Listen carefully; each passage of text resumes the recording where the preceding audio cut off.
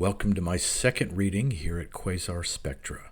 My name is Darrell T. Smith II, and following is the bookshelf feature of Galaxy Magazine's issue from September 1975, written by Spider Robinson, wherein he reviews and criticizes SF books that were new at the time and offers opinions of Golden Age science fiction.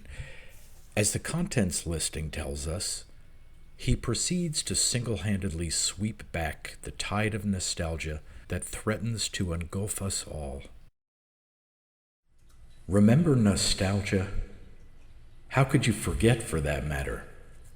Friends, contemporary civilization is in the grip of the greatest wave of yearning for the vaguely defined good old days that this weary planet has ever seen, and I, for one, have been finding it mostly a pain behind the lap. Hollywood offers me Paper Moon and Summer of 42. Radio offers me Sha Na Na and Billie Holiday outtakes. Television offers Sergeant Bilko and You Bet Your Life reruns, encore performances. Theaters offer Bogey revivals and Fields revivals, and science fiction offers me the Golden Age. When was this Golden Age? Well, it depends on who you ask. Who was it who, asked to define the Golden Age, said 14? But the precise dates do not matter. The point is that SF2 can now be inserted in the classic refrain, "They don't make like they used to." Everyone's going back to the roots, and if that makes sense to you, buy your girlfriend a bouquet of roots on your way home tonight. Put down that axe, sir, and let us discuss this like gentlemen. I will concede that we live in decadent times. They don't, for instance, make guitars like they used to. Every area in which individual craftsmanship and professional pride have been phased out has declined, inevitably. But SF is not produced by an assembly line of sullen transients, much as it seems that way at times, and by its nature it cannot help but improve. Mass man's output gets steadily worse, but things made by and for individuals always get better. No, they don't write them like Skylark anymore, and no one in their right mind would want them to. To my mind, the most astonishing thing is just how many of those pioneering stories of yesterday stand up under re-examination. Trailblazers expect the gouges they carve into trees to be supplanted someday by highway signs, and SF in its pseudo-prophetic aspect is uniquely vulnerable to obsolescence. And yet, even if blow-ups didn't happen the way Heinlein wrote them, his story is still a gem, marvelous. The bulk of the Golden Age's forgotten masterpieces were not forgotten but disremembered, the way you've suppressed the memory of the first time you had sex. The amazing, the unexpected, the delightful thing is that so many of them are worth remembering today. Case in point, The Syndic, the first I've seen in an SF rediscovery series from Avon Equinox. I had vague recollections of Syndic when it arrived in my mailbox, and unfortunately they were confused with those of a particularly rotten episode of Star Trek with the same basic thesis. I'm glad I reread it. Cyril Kornbluth took a far-fetched premise, government has been supplanted nationwide by organized crime, and built an incredibly rich and incisive adventure novel around it. It must now be read as fantasy. The 50s gangsters Kornbluth knew did not take over the government, more the other way around. Oh, beleaguered common man, even the thieves have sold you out. But the Rediscovery series cover painting strikes exactly the right note of self-mockery, allowing the premise to be painlessly swallowed, and in return for suspending your disbelief, you get superb entertainment. Stylistically and in richness of character, it stands alongside the best of contemporary SF and sneers at the run-of-the-mill stuff. Experiencing it again gave me, for the first time in years, that exhilarating almost vision of the kind of thing Kornbluth would be writing had he lived. He died untimely, and I'm delighted to meet one of his children again. Strange Relations, on the other hand, Philip Jose Farmer's entry in the Rediscovery series, was not as satisfying to me. I missed the stories of which it is comprised when they first appeared in the 50s. I was 5 at the time, just discovering Heinlein juveniles, but I didn't miss them, if you follow me. Of the 5 tales, lumped together because all of them had to do with sexual or sibling relationships of one sort or another, only Father impressed me at all. Mother and Daughter, the only 2 stories actually interrelated, struck me as sophomoric. Do you really want to hear a dirty joke about an alien, even if a human is involved?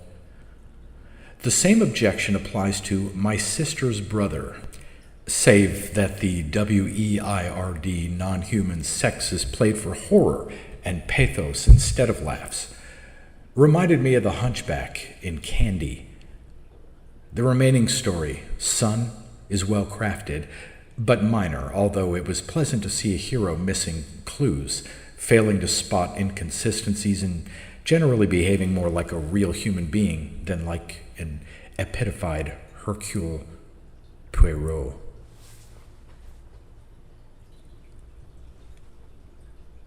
Father, however, is a masterful blend of hard SF and theology, with skillfully unstereotyped priests, a literary feat unequaled since. And what do I know, maybe you do like dirty old BEM jokes. More Golden Age, and here the creaking gets a little louder. Well, it might. We're not talking 1953 now, we're talking 1938 through 51. The stories in early Del Rey were written in the dozen years it took Lester to realize that he was supposed to be a full-time writer, beginning with the very first he ever wrote. If this bodes ill, remember also that none of these stories have been anthologized before, near as I can figure from the appended checklist. You won't find Helen Olay here, or any of the Surefire classics from the period specified. These are the leftovers, and alone, bare naked, I'm afraid a substantial number of them are of largely historical interest. But what makes the book worth twice its purchase price are the introductions. Lester sandwiches each piece with recollections, reminiscences, and commentary, turning the work into the professional memoirs of one of science fiction's most colorful personalities. They only created the Grandmaster Nebula this year for Robert Heinlein, and long overdue, so Lester may have to wait a year or 2 for his, but it will be an utterly finite wait. You can save the critical knife. Lester cheerfully acknowledges every flaw, absurdity, goof, and cliché in these stories, apologizing only where he deems it necessary. In between, he will entertain, enlighten, and instruct you in the inimitable Del Rey manner. The book gave me much pleasure and a valuable perspective on some highly controversial years and people I was not around to see. I get another perspective from A Requiem for Astounding, written by and for devotees of Astounding magazine in its golden age, defined by author Alva Rogers as January 1930 through January 1960, when the name changed to Analog, the period the critics will probably someday pick as the golden age.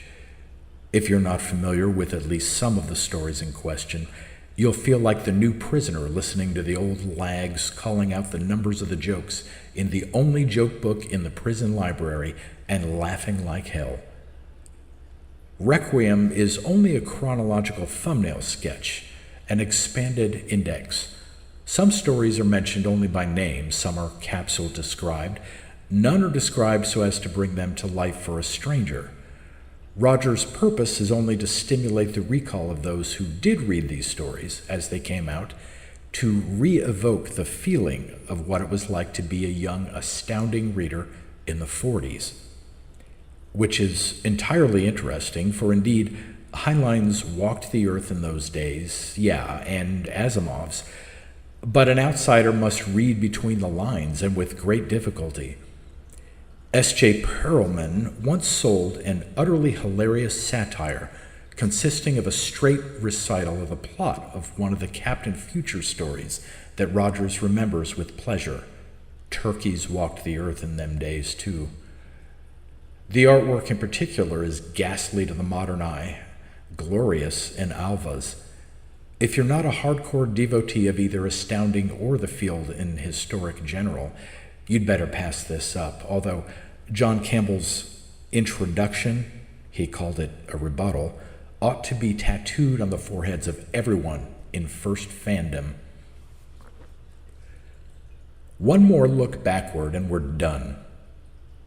The Ray Bradbury Companion by William F. Nolan is another labor of love, the kind that makes people build shrines to Lana Turner or wait in an alley for 12 hours for a chance to rip Paul McCartney's lapel off. It is a shrine to Ray Bradbury, and as such serves to support the contemporary suspicion that he's dead, at least as a writer of fictional prose. Stephen Gaskin, a beatnik preacher of great wisdom, genuine compassion, and a large and growing following throughout the country, tells the story of a man who came to his door and asked permission to follow him around the clock and cassette record and transcribe Stephen's every word and action for posterity. As he tells it, he shut the door gently and answered one of his wives, "Who was that?" with "A temptation from the evil one."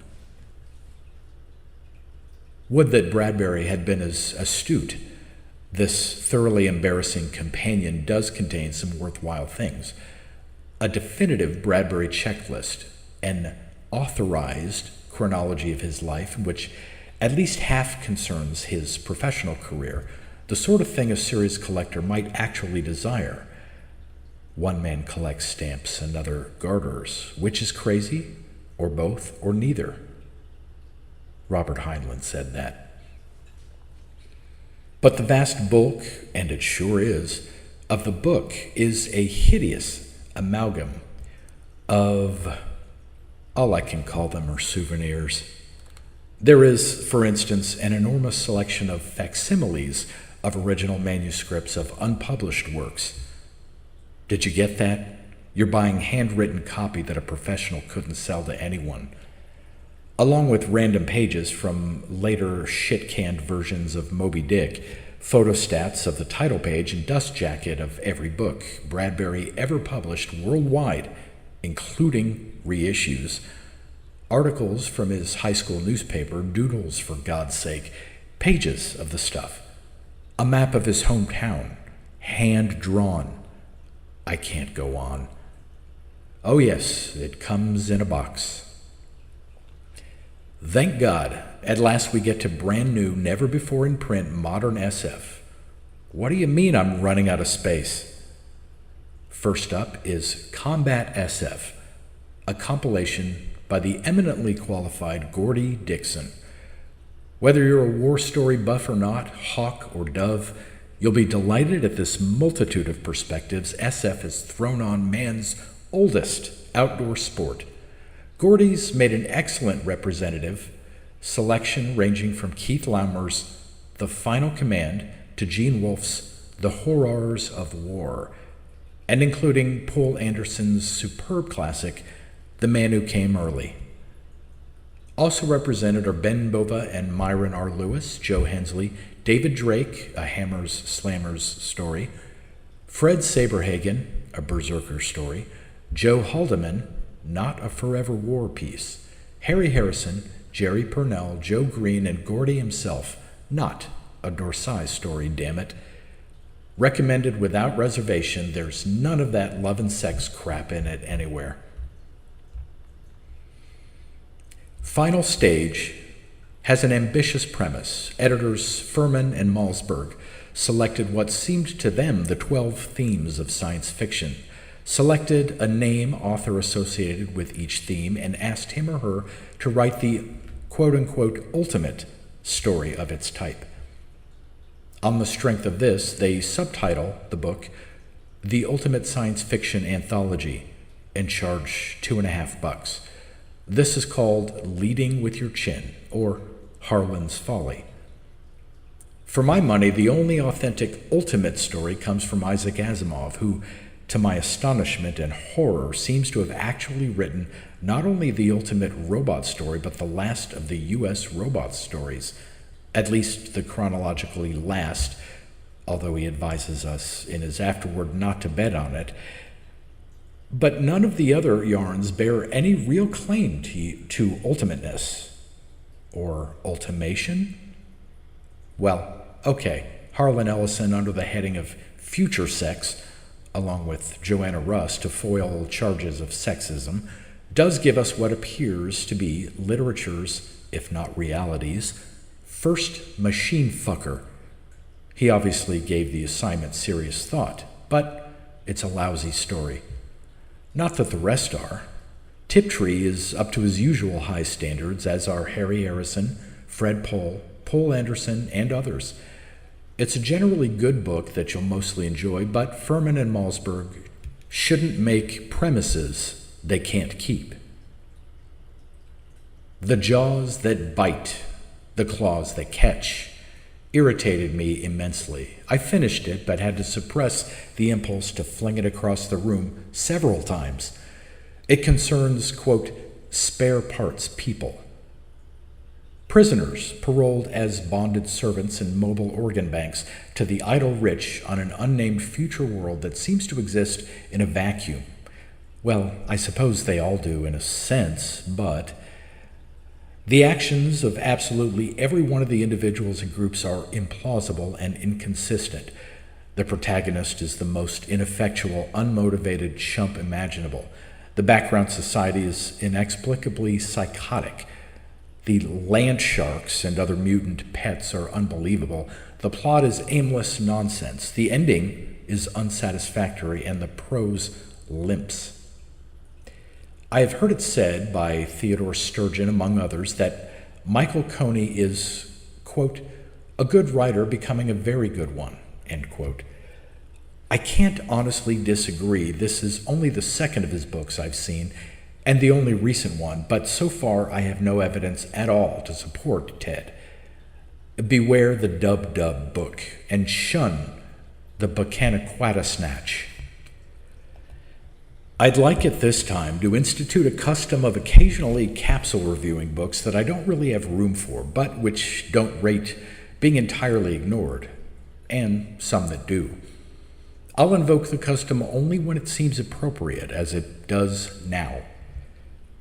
Man the Fugitive and Escape to Tomorrow.